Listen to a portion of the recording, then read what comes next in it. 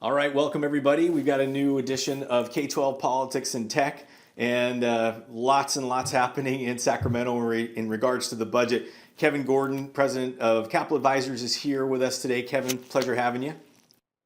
Yep, one more time. And for those of you who don't know, I'm Tim Watrous, president of Digital Advisors. Happy to be back here with you after I missed last week, and looking forward to jumping in. So, Kevin, will you fill us in latest on the adoption of the state budget? There's important news there. Yeah, well, of course, what we're anticipating later today, we will get the legislature's vote on the real budget. As everyone knows, they did adopt a budget on the 15th in time for the constitutional deadline, but this budget is the one that was negotiated with the governor, and so we can expect that there'll be very little in the way of blue pencils or line item vetoes by this governor because he's a party to almost everything that is in it.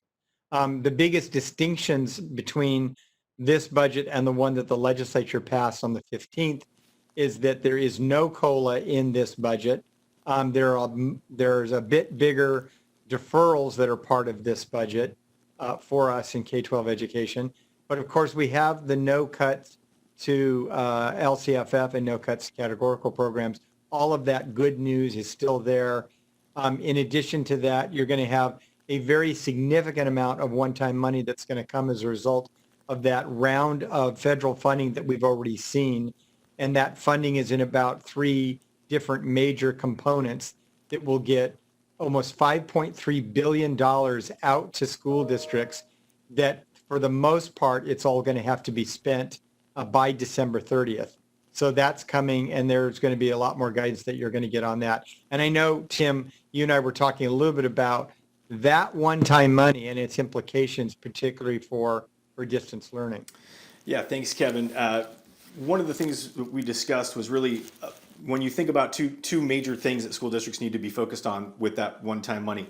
Addressing the Stronger Together guidance, where there's so many aspects of collecting and using data well. Really, this screams automation. And when you think about ways to save money over the long term, updating old systems that no longer are relevant in the school district, again, automation can help you so much on the human resources and business side. There's a significant investment to take an old system and turn it into something that has automation. So I would say this is a great opportunity to use some of those one-time funds to modernize your business, to modernize your human resources, and to modernize your data collection and sort of aggregation and how you use it. So, there's a little bit of a fear of artificial intelligence and automation, but in this case, it's necessary to adapt to the new world that we're all living in.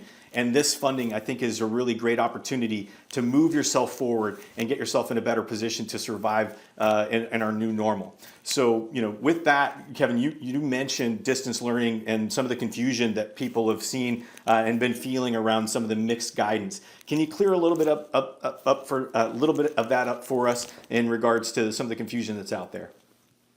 Yeah, and this is one of those components of the overall budget agreement that's there is the guidance that you're going to get, and you find it in the text. It probably could have been written a little bit better, but there was some advice that was put out statewide, or interpretations, I should say, that basically was suggesting to a lot of people that maybe the blended learning approach might not work because of how strictly people were interpreting some of the language that's actually in AB 77.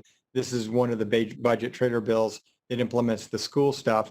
And in fact, probably read a little bit wrong. Really what the intention was is of state policymakers, the governor, sentiment in both houses of the legislature, that entire school districts or entire schools not be simply planning to go back to an all distance learning format for their educational program, but that in fact that there's some level of blended approach, and that what they had put in the bill were the only exceptions to that. So if you were in fact going to be running an all distance learning type of approach, it is possible, but the exceptions were very, very narrow. In fact, that was being interpreted as being kind of the rule overall, that you couldn't do any distance learning unless you abided by these couple of things that were in there. One of them was in regard to having sign off from either a state or a local health officer. Well, that's not going to be the case in terms of you doing blended learning. You can absolutely do that the guidance that you'll end up getting from CDE, we know is going to be coming at least within some hopefully soon period of time for you guys to do implementation. We'll give you more on this subject, but the distance learning piece was important. I wanted to go back though, Tim, to your point with regard to the use of those one-time funds, because it does have to be used by the end of December, and it does have to be sort of COVID related. We think that's going to be very broadly interpreted. And we know that one of the fundamental issues that you cannot separate from the COVID emergency that we're experiencing is the imperative to do distance learning. So anything that you're going to be doing in the technology area to ramp up your capacity as a local school agency in the technology arena is going to be are going to be expenses that undoubtedly are going to be acceptable expenses. And again, we're going to see a lot more guidance on all of this stuff from the state, I suspect. So, and then we're always going to be talking about that on these broadcasts that we do on Fridays. So one of the other issues, Tim, I was going to talk about was the outlook on more federal funding. Mm-hmm. So as much as there's a lot of federal funding that's going to be a part of this budget, and it is significant, there is now a lot of traction starting to build back in Washington, D.C. One of the major things that happened this last week was the chairman of the House committee, the Senate committee that deals with education, Lamar Alexander, came out in support of an actual additional round of stimulus that would help schools. And there's been a lot of testimony. There's been a lot of information provided at the national level talking about the price tag of what reopening looks like and the kind of support school districts need. And that's creating a groundswell of interest. In addition to that, Politico had a national poll that came out that showed 54% of likely voters. So not just, everybody, but voters, which is extremely important in this election year. And a lot of friends back in Washington, D.C. are paying attention to polls. And what that polling data is telling them is that these big proportions of voters are very concerned and in fact have real hesitations about schools getting started again. Well, you couple that with a sentiment by the White House and others in Washington who want schools to reopen as quickly as possible.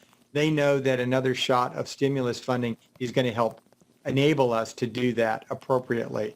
So I think all of that's mixing together to create the right kind of sensibility back in Washington, D.C. that we do need another round of stimulus. Well, thanks for sharing that. That was the issue on that, yeah. Yeah, thanks for sharing that, Kevin. And I know I feel like for months now we've been a little bit of a broken record asking people to get up and advocate and squeak the wheel for that support we need from Washington, D.C. and elsewhere. And I feel like that's working. So if you've been doing it, please don't stop and let's not get comfortable until we see those dollars come in that everyone desperately needs at this time. So thanks for the update there, and we'll look forward to more as that starts to materialize. One of the things that has been kind of a big issue is, the USDA, like extending flexibility over the summer months. Can you talk about some of the school meal flexibilities that we're seeing in terms of next year and, how that looks? Yeah. I think it was just in our last broadcast, we talked about USDA's announcement of extensions beyond the end of summer school and all the way into fall when we're starting regular school. But today we got the announcement from USDA that they're going to extend these waivers all the way through into the full next school year, which is really, really significant. So that collection of waivers that's so important, whether it's on meal patterns or whether it's in what we call the congregate meal setting or the idea of the parent or guardian pickup of meals, all of this stuff was in the guidance that was released today by U.S. Department of Agriculture, Secretary Sonny Perdue, who announced, in fact, that they were going to be extending this flexibility into the full new school year. That's very, very encouraging. You couple that with also another provision that's in this budget that's going to be signed, we believe, by the governor fairly quickly, is a boost in money. I think it's $112 million that's going to be provided to make sure that we're providing for the funding for school meal programs at a higher level than we would otherwise have in terms of resources. It's great that the legislature recognized the importance of that. Well, thanks, and that's also encouraging that's, I guess, one thing that we won't have to worry too much about. It's really more about the distribution rather than where is the funding going to come from for that. So that's great news. Thanks for sharing. Another topic that's very important right now is basically COVID liability protection for schools. Can you talk a little bit about some of that liability as we're all kind of thinking about reopening and the implications of that for schools now? Yeah. So again, on the liability issue, this was something that we talked about just a little bit last week. And we talked about AXA's chair of their superintendency committee giving testimony to the legislature on this issue. It was very quickly grabbed onto by the chairman of the Assembly Ed Committee, Patrick O'Donnell, who is working with colleagues in both houses. We're expecting we may actually see legislation very, very quickly that will emerge on this issue and actually get some real traction. I mean, one of the things we've been worried about are the trial lawyer groups that don't want to inhibit their ability to file lawsuits, of course. And they're very, very powerful up here in Sacramento. But I really do think that the issue of school liability, and we know that these costs come right out of the same resources we use for teaching and learning, this has got to get addressed. And we think that we're making a lot of progress along those ways. The other thing I wanted to mention as part of this budget that's a major concern in the adopted budget that we did not see, of course, in the legislature's version of the budget they had passed on the 15th, is in fact these big limitations on the layoff of school employees, both certificated as well as classified employees. So that language is in fact in this budget agreement. I don't think it's any secret now. I think people are aware that that is out there. It's particularly going to be difficult in those districts that were already cutting their budgets before there was ever a COVID-19. They have now really limited ways in which they're going to have to try to achieve some kind of budget savings to have balanced budgets. I think one of the things that was a little bit kind of missing in that debate was what are the implications for districts that are already qualified or negatively certified that are in trouble. They are on the very edge of being owned by the state of California. In other words, turning over to the state in the event of a district that has to take a state loan. And this just pushes that ever closer to that particular problem. There probably should have been some kind of an exception for districts that are in deep financial condition, having nothing to do with COVID. But it is what it is, and we're going to have to grapple with this issue. You'll get plenty of advice from our friends at Atkinson Andelson and some of the other law firms in the state, as well as some of the statewide associations that are engaging in this particular issue. The budget process also had the legislature rethinking the wisdom of money that we spend out of the K-12 budget for campus police or contracted police services from municipal law enforcement. They were headed in a direction that would have tried to block that kind of spending at all. They were more thoughtful about that and said, let's put together a process to rethink what that looks like. And I think that's going to be going forward as a result of some of the budget language that we see here. And then finally, a big concern that's out there is the lack of accommodation for growing districts for next year in terms of ADA funding. That's becoming a very big issue. I think we're going to hear about more of that in the coming days. It's not going to slow down the budget adoption process for this budget, but it is something that they may come back to and maybe do some amendments on if they rethink any solutions to this particular problem. But that's everything I've got for this week, Tim. I know there was a couple of things that you wanted to add, particularly regarding an article that I think I sent to you that Politico had published about some of the ransomware things that were going on across the country. Yeah, thanks, Kevin. Yeah. And it's a wonderful article, by the way, if you haven't checked it out. There's several right now on the increased risk of cyber attacks in today's world. And the one you mentioned from Politico really talks about the risk of ransomware attacks in school districts. And for those of you who aren't super familiar, ransomware is when basically cyber hackers attack your network. They take all of your data and hold it hostage, and they will not give it back to you unless you pay a ransom.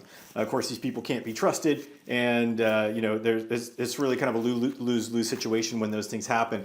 So your best course of action is actually the ounce of prevention it takes to try to avoid a ransomware attack or be able to survive a ransomware attack and not have to negotiate with those types of folks.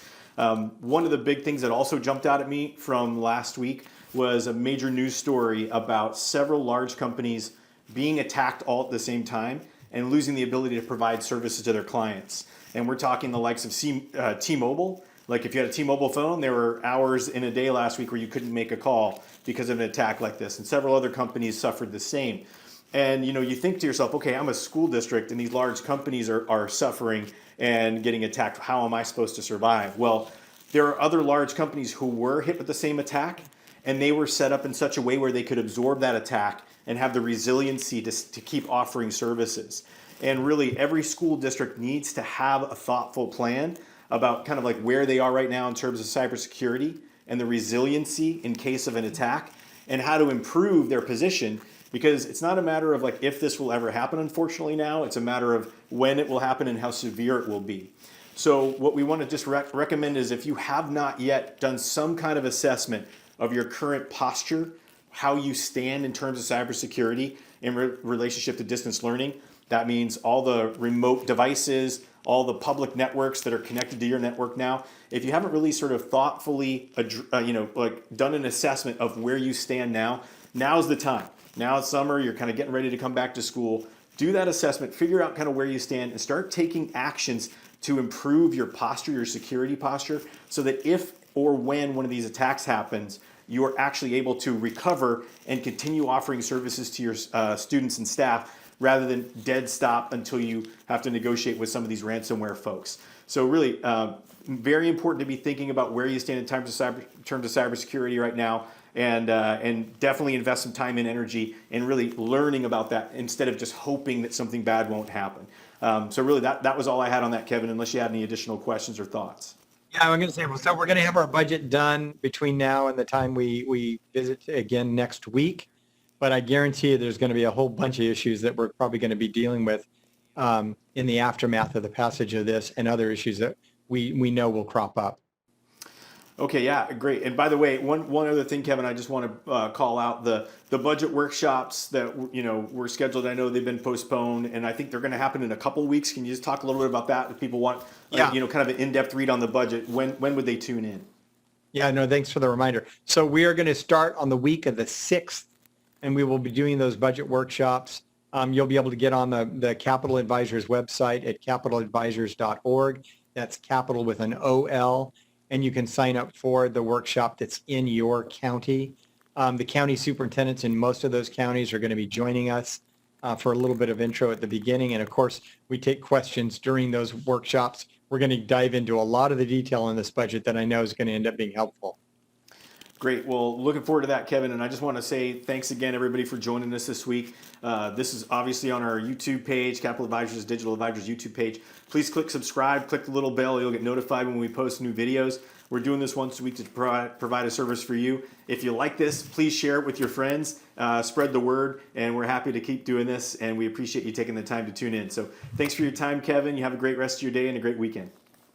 Great. Thanks, everybody. All right. See ya.